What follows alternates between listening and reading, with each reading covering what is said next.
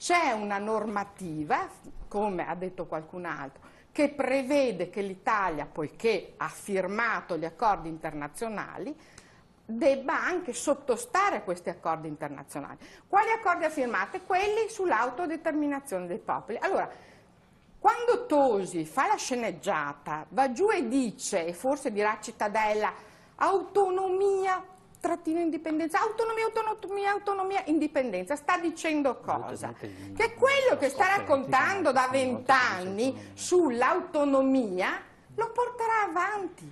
Perché se non arrivava il mio movimento Indipendenza Veneta, alle migliaia di veneti, quest'estate 200, abbiamo fatto 200 gazebi per la strada.